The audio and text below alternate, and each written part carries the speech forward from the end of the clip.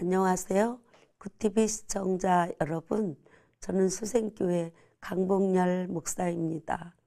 예수님께서 베드로의 신앙 고백을 들으신 후 자신의 순환과 부활에 관하여 처음으로 밝히셨습니다.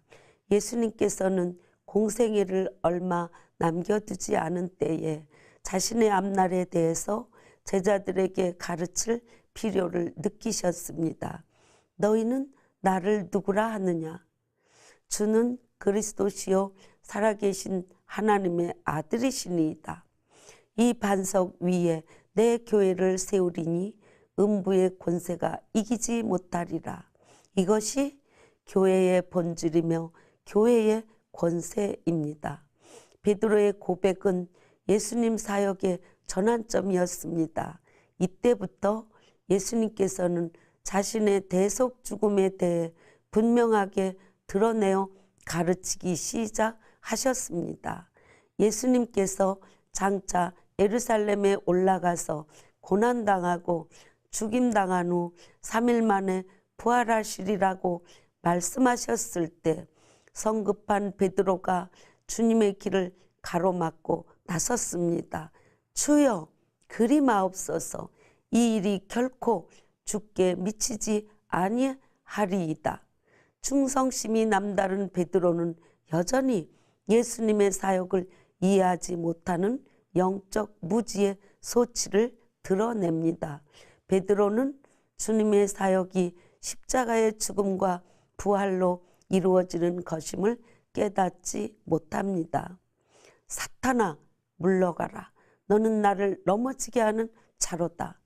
광야에서 마귀에게 시험을 받을 때처럼 예수님의 메시아 사역의 일부인 고난당하심을 피하도록 유혹하는 마귀의 시험을 느꼈을 것입니다.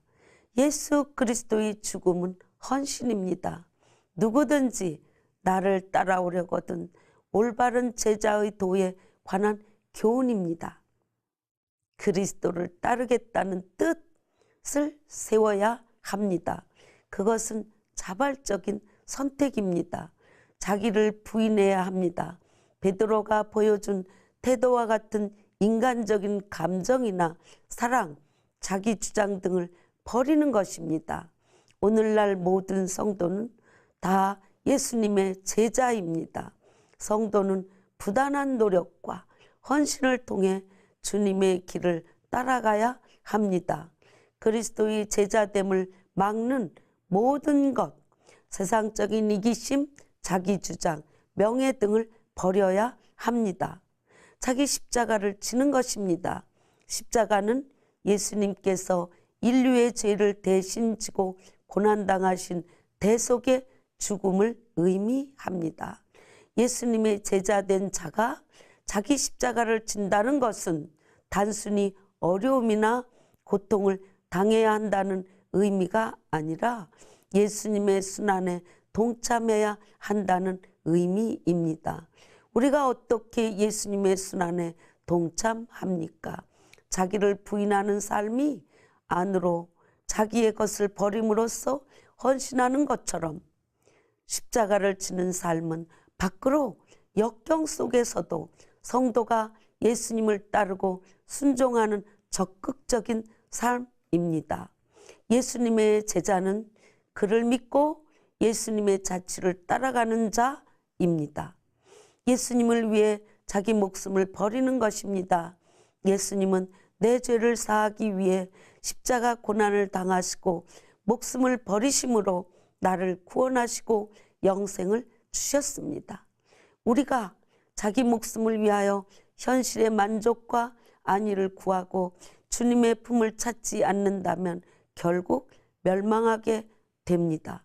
그러나 예수님을 위하여 자신의 목숨, 곧 현실의 삶을 버리면 하나님 나라의 영생, 생명이 있습니다. 삶이란 인간적인 논리나 일시적인 충동으로 되어지지 않습니다.